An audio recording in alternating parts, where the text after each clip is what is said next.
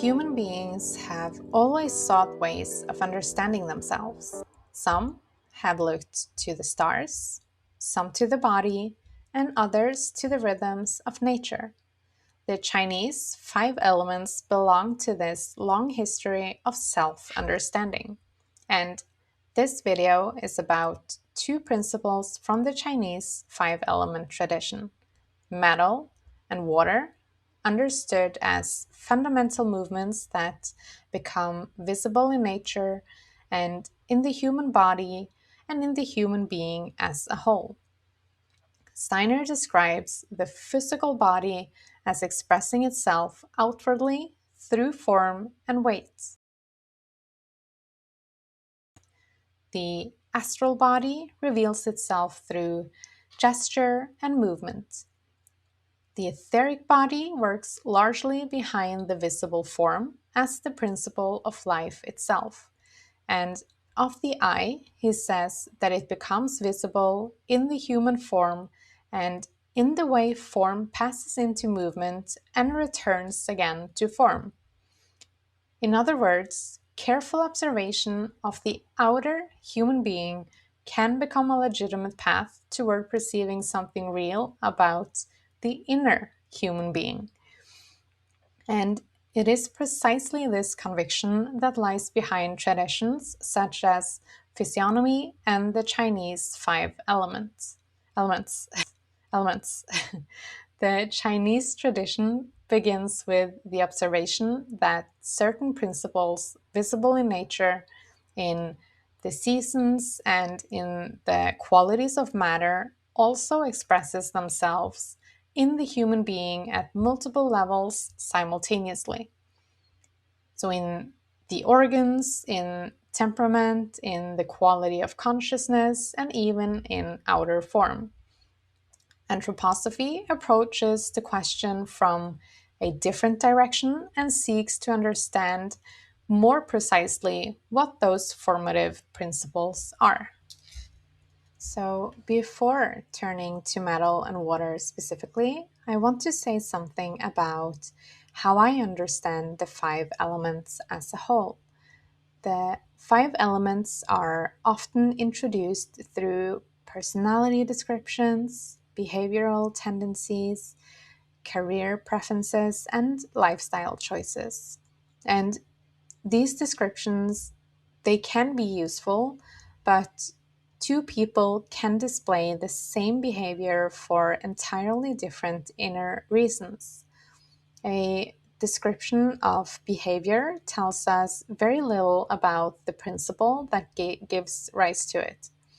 For that reason, I found it more fruitful to begin with the principle itself, with the quality of movement each element represents, and then to observe how that movement expresses itself at different levels of reality. So each element is a direction of movement. Wood ascends, fire radiates outward, earth stabilizes at the center, metal contracts inward, and water descends. And these are qualities of movement observable in nature, and the tradition holds that the same movements are active within the human being. Metal is perhaps the most misunderstood of the five elements, partly because of the word itself suggests hardness, rigidity, something cold and unyielding, but the movement of metal is contraction in the service of refinement. Now, consider the process of smelting. Ore is taken from the earth and subjected to intense heat. Everything that does not belong is burned away, and what remains is something that was always present within the ore. The smelting process reveals the metal by removing everything that obscured it. This is the essential movement of metal, the removal of what is inessential in order to reveal what is essential. In nature, metal is associated with autumn, and autumn is the season in which the tree withdraws its energy inward, and the leaves, which were the tree's expression outward toward the world, are released. And the sap descends, and the outer form becomes spare, stripped back, essential. What remains is the structure itself, the branches, the trunk, the form that was always there beneath the abundance of summer. Steiner gives this autumnal movement a further dimension as he describes how the elemental spirits that had spent the summer in the periphery of the earth, in the cosmos, begin in autumn to turn back toward the earth. And as they approach it, they come increasingly under the laws of the earth rather than the laws of the cosmos. What had expanded into the periphery now gathers itself and moves inward, preparing to be breathed in again by the earth and to rest there in quietude through winter. And this is the movement of metal made visible at a cosmic scale. It is withdrawal as the necessary gesture of return that makes genuine depth possible. So, in the human body, metal governs the lungs and the large intestine. These are organs of exchange at the boundary between the self and the world. So, the lungs take in what is needed and release what is not, and the large intestine absorbs what remains of value and eliminates what the body cannot use. Both are organs of discrimination. They distinguish what belongs from what does not belong, and they act on that distinction. In the emotional life, metal is associated with grief, and grief, understood deeply, is also a movement of refinement. When we lose something or someone, we are confronted with the question of what remains when the outward form is gone. And healthy grief is the capacity to release what cannot be held while carrying forward what is truly lasting. In the quality of consciousness, metal appears as the drive toward truth and precision and integrity. A person in whom metal is strongly active often feels a kind of inner discomfort in the presence of vagueness, contradiction, or dishonesty. The same principle that separates what belongs from what does not in the lungs now appears in thought itself. It seeks clarity, coherence, and what is essential.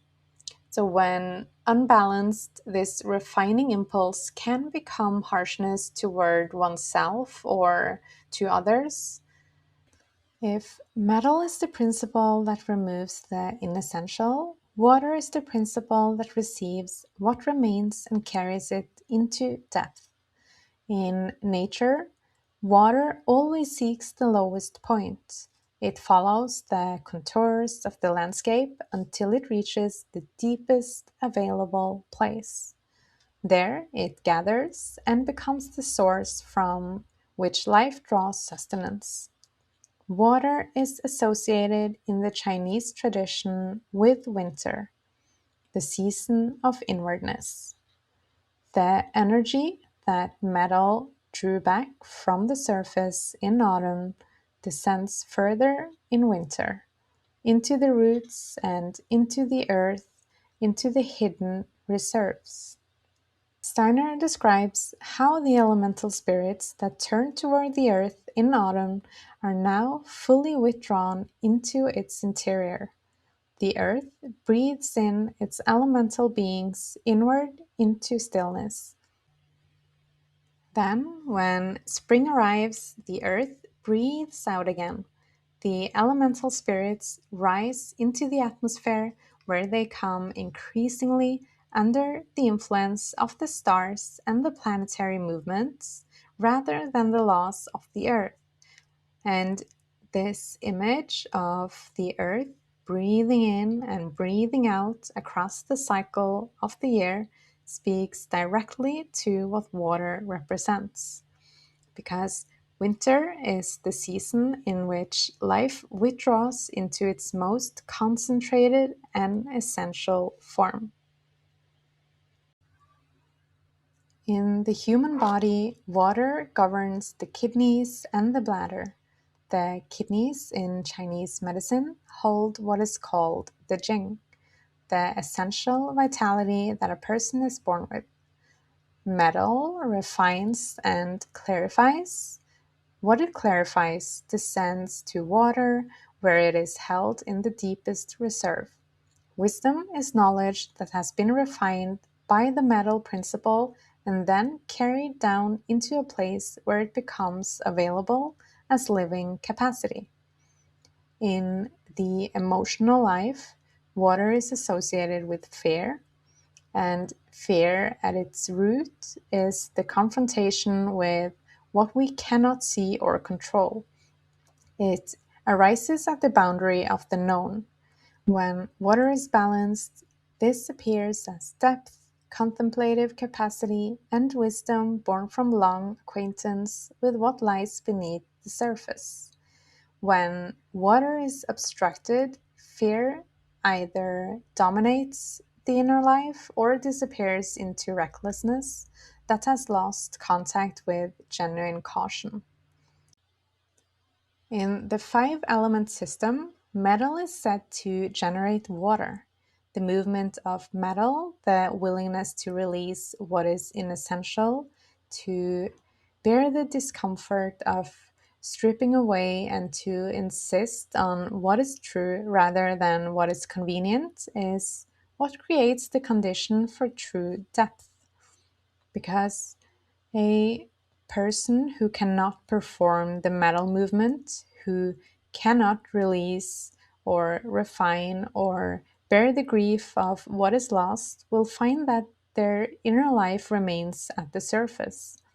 There is no descent because nothing has been released, and conversely, water without metal can become a kind of formless depth, endlessly contemplative but unable to act on what it perceives, and unable to bring anything back to the surface in a clear and useful form.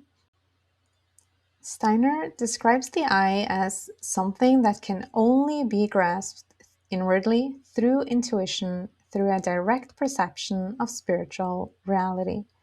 Yet he also says that the eye becomes visible outwardly in the human form in the way form passes into movement and returns again to form.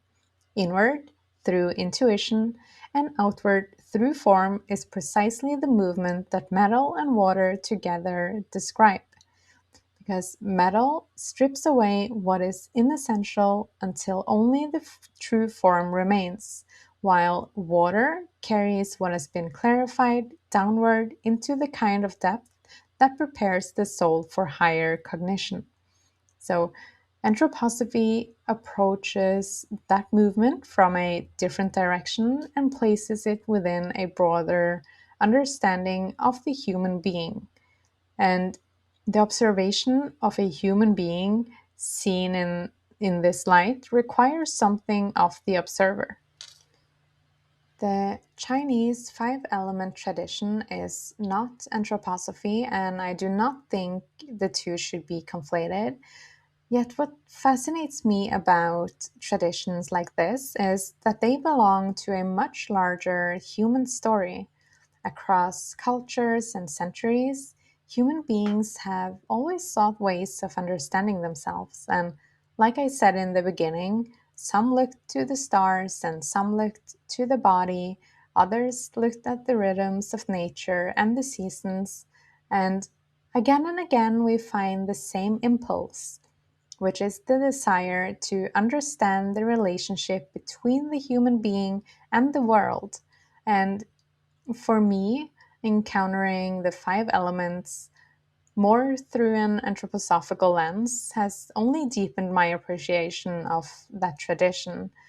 And while I remain rooted in anthroposophy because of the depth and precision with which Steiner investigates these questions, I have found that engaging seriously with other traditions often sends me back to spiritual science with fresh eyes and also new questions.